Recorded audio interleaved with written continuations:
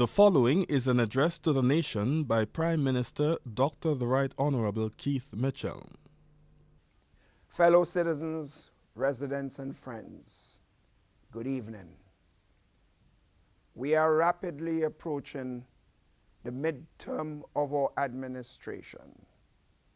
And as your chief public servant, I take this opportunity to address you on several issues of national importance. The last 27 months have been far from easy. And as we grapple with our daily challenges, it is easy to lose sight of how much this country has recovered since February 2013. That would be a travesty which we simply must avoid. Lest we forget, our government inherited a dismal and dire situation. Here are the facts. Grenada was in deep recession with virtually no growth from 2009 to 2012. Unemployment was rapidly rising and was over 40% at the end of 2012. Unpaid claims were piling up and were over $110 million by the end of 2012. Public servants were being paid late. Government was selling assets left, right, and center to pay salaries. Government's monthly deficit had reached $18 million. Investor confidence was at an all-time low. Our citizens, especially our youth, were losing hope. Without a moment to waste, our government immediately began to clean up the massive mess which we found. Within days of swearing in of the new cabinet, our government made the call to commence a comprehensive restructuring of the public debt, something the previous cabinet had decided to do since 2011 but lacked the courage to implement. Our decision to restructure the public debt did not mean, as some have tried to suggest, that government stopped paying old debts. Indeed, nothing could be further from the truth. In 2013, Grenada spent $290.1 million on debt repayments. In 2014, Grenada spent $291.1 million on debt repayments. In 2015, Grenada will spend more than $300 million on debt repayments. What Grenada could not pay was the commercial debt, which is the most expensive part of the public debt. In addition, when we assumed office, Grenada was already in arrears for the Kuwaiti funded feeder roads projects and to several bilateral creditors. Furthermore, the long-standing issue with Taiwan, far from being resolved, had gotten worse during the period of the previous administration.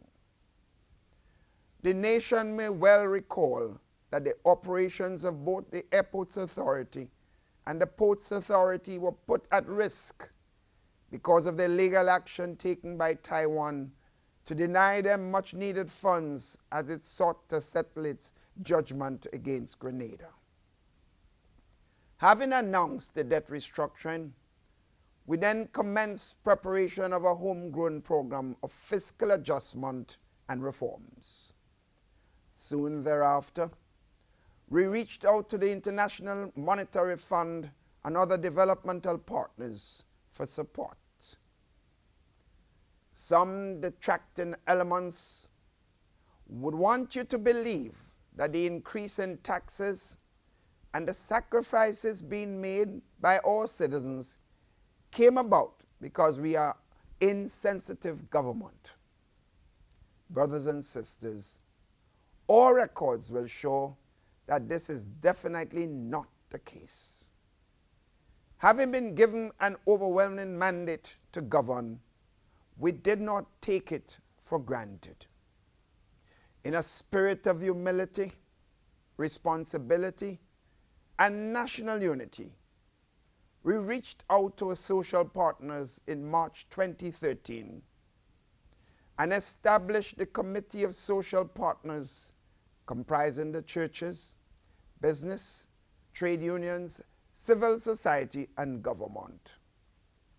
We were convinced then, as we are now, that full engagement with our social partners would result in better governance of our beloved land. We then moved swiftly to have the Integrity Commission fulfill its mandate. Last year, for the first time in our nation's history, all parliamentarians declared their assets and liabilities.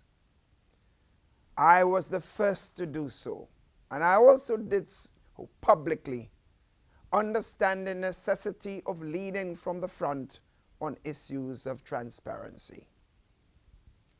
For the past 27 months, quite appropriately, we have focused on putting our nation's fiscal house in order and fixing our economy. This simple but profound question is this: is the Grenadian economy better now than it was in 2012? The honest and objective answer to this question is yes. Sisters and brothers, our economy is getting better. Here are some undisputed facts. Grenada's economy is growing again at an average of at least 3% in 2013 and 2014, much faster and better than the IMF predicted. It is also expected to grow by at least the same rate again this year. It is important to note that those are very conservative figures. The increased economic activity has been led by agriculture, tourism, and medical education. Grenada is now among the better performers in the ECCU, a sharp contrast to the economic decline from 2009 to 2012. Unemployment is falling from above 40% in 2012 down to 29.5% in 2014. The finding is based on a labor force surveys done in 2013 and 2014 as per ILO standards. Our fiscal situation is improving. Grenada's tax effort, which was 18%, the lowest in the ECCU in 2013, is now 21% and rising. Government's monthly shortfall has been slashed. It has averaged about $6 million for the 5 months of 2015 compared to $18 million before the homegrown program began, a 66% reduction. Public servants and pensioners have received benefits and protection. They have been paid on time, and they have received almost $50 million in back pay between 2013 and 2014. Furthermore, there has been no retrenchment in government. Wherever there has been retrenchment in the private sector, the government has removed income tax on severance pay to help the affected persons. I am pleased to note that some have started their own small businesses. Government has also removed income tax on NIS pensions. This is a move aimed at helping our pensioners. Grenada has now secured debt relief in excess of $400 million as a result of the 50% haircut with bondholders and Taiwan. This, my sisters and brothers, is a huge achievement. There are those, however, among us who in a narrow political interest do not want and are therefore not happy with this relief. But this is about Grenada, Carriacou, and Petite Martinique, and future generations. Brothers and sisters, it is our courage, shared sacrifice, and hard work that have made this debt relief possible. The foregoing achievements are in themselves impressive, but especially so given the dire situation inherited by our government. Sisters and brothers, our shared sacrifices are being recognized and rewarded. As a consequence, more financial assistance is coming to Grenada. You may well recall, when we embarked on the Homegrown program, I told the nation that Grenada stands to benefit from external resources of $100 million per year. Last year, because of our good performance, Grenada received more than $102.8 million in external support. The key contributors include the World Bank, $40 million, the Caribbean Development Bank, $27 million, the IMF grant, $16.5 million, and the EU grant, $19.3 million. We thank these partners for their support. What we have done with these resources: we have significantly increased capital spending to help grow our economy and create jobs. For example, more roads are being fixed and more projects on stream with hundreds of jobs created. More support is being given to the farmers through the Farm Labor Program. Our farmers are receiving higher prices from the marketing board.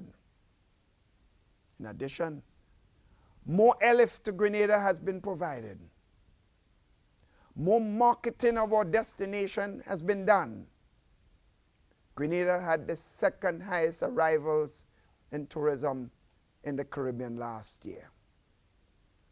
Unpaid claims, the amount of over 60 days, are now down to $50 million. This means more money in the hands of our local private sector. More soft loans have been provided for small businesses, resulting in the creation of more jobs. We have embarked on an Imani training program that has engaged thousands of young people in the last 2 years. Recently, we launched the process of preparation of the National Plan of 2030. The impetus for this plan was a call for such by our social partners. Our government has responded by listening. Of necessity, this process must be broad-based and inclusive. For this reason, Cabinet invited the social partners and the National Democratic Congress, among others, to be part of the steering committee for this plan. I therefore thank those who have responded to this call. I therefore encourage everyone, especially our youths, to get involved in this process as we develop a bold and robust plan, not just for ourselves, but for our children and grandchildren.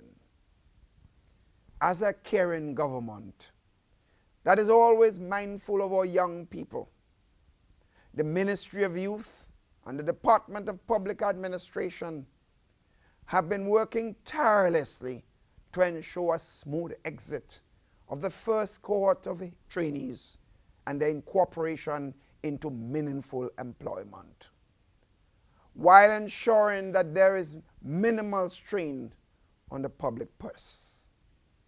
To date, a number of actions have been taking place to ensure the success of this process. Private sector companies have been engaged to encourage them to retain trainees who have excelled during the internship.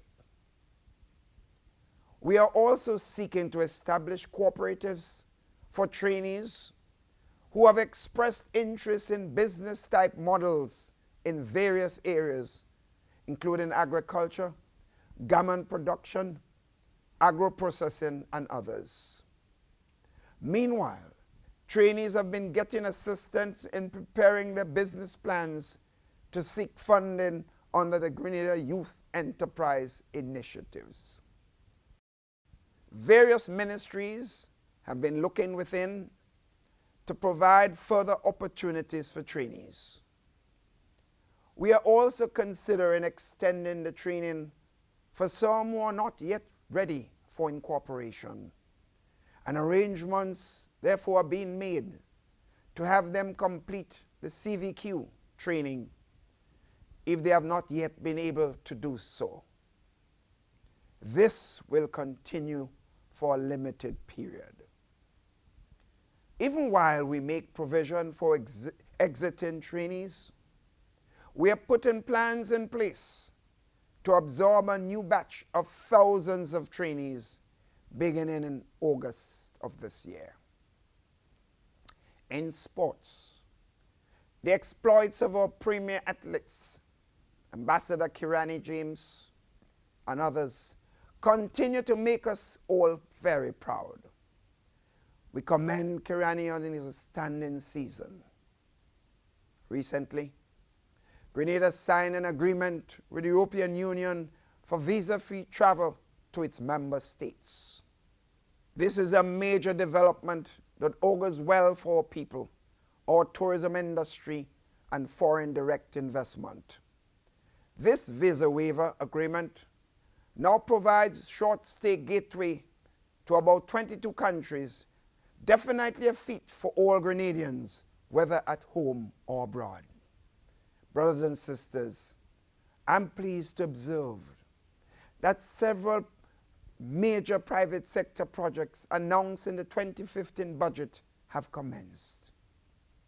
The Sandals Call Center has opened with 50 persons. Already it is embarking on an expansion that will result in another 70 persons to be employed.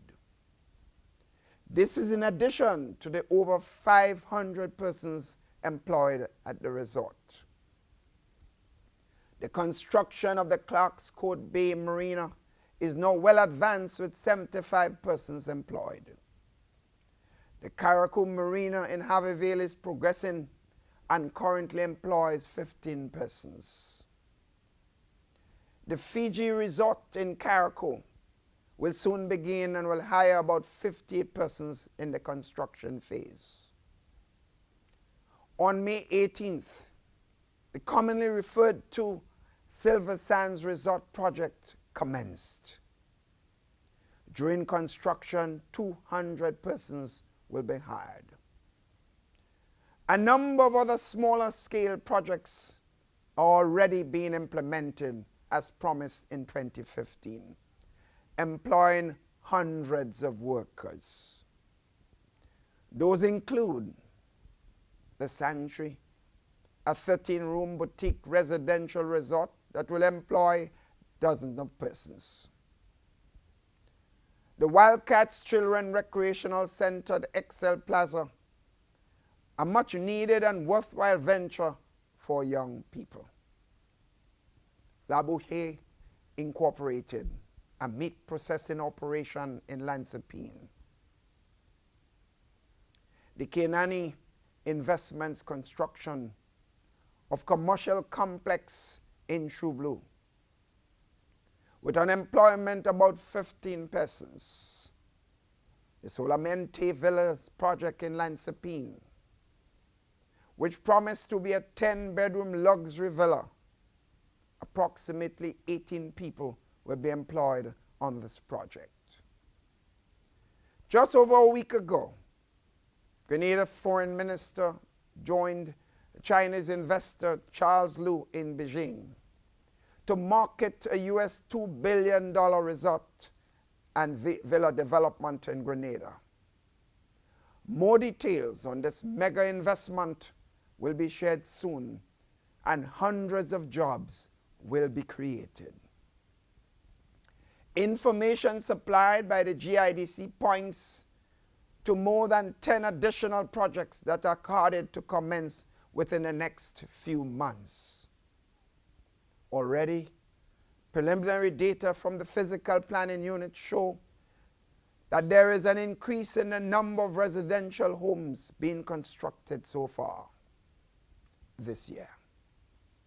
This has resulted in a boost for the construction sector and the employment of hundreds of Grenadians.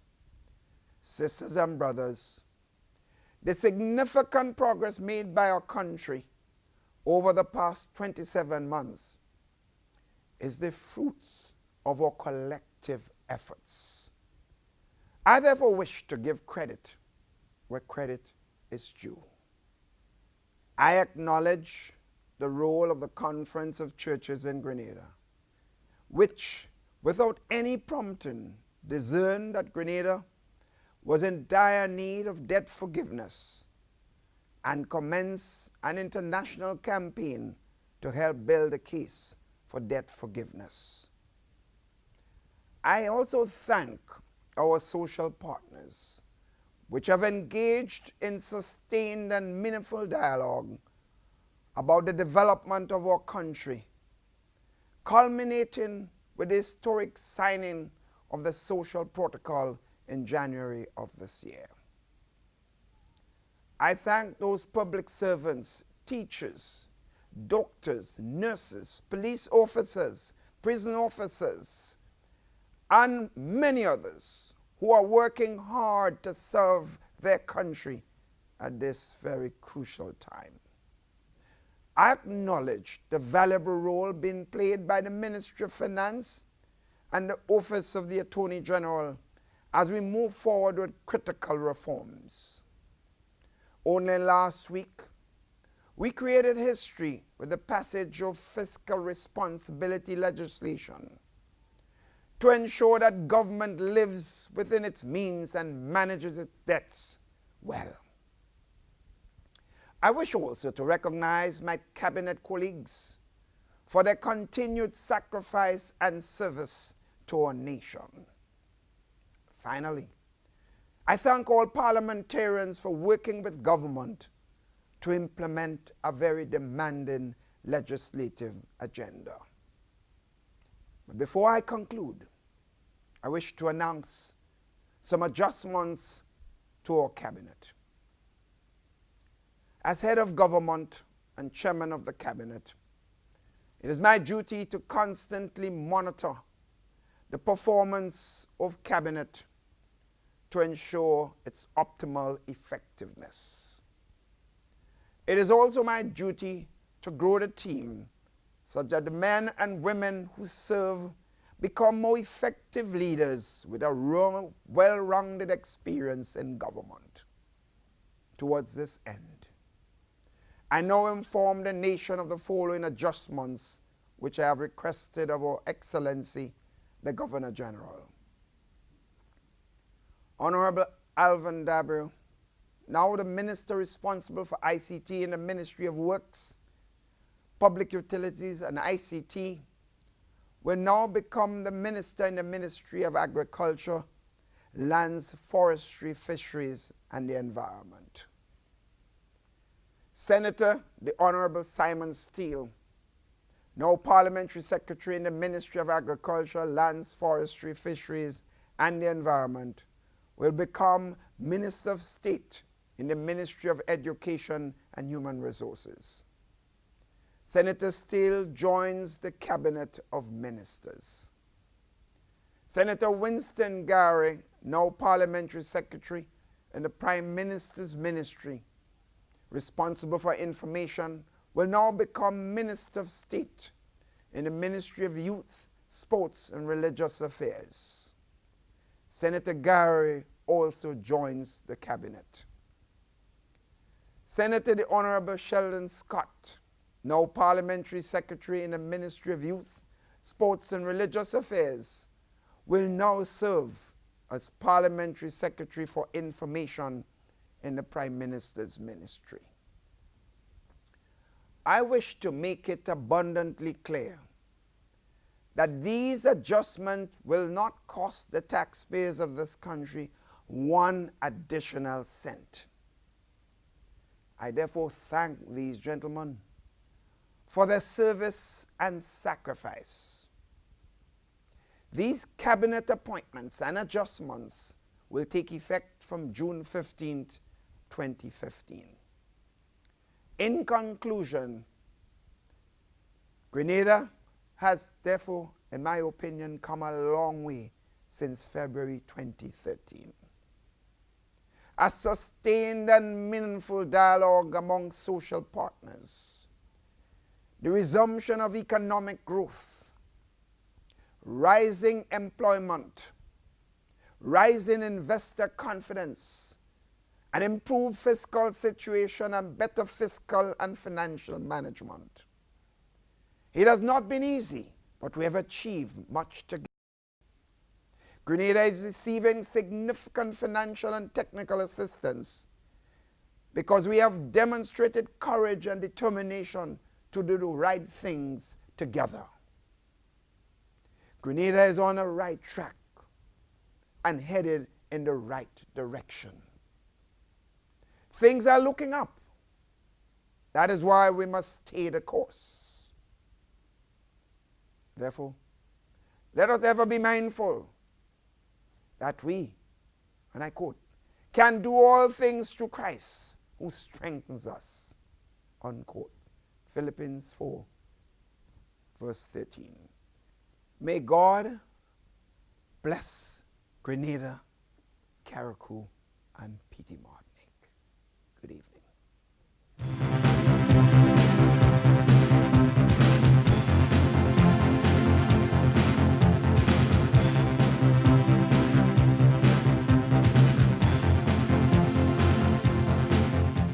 The proceeding was an address to the nation by Prime Minister Dr. the Right Honorable Keith Mitchell.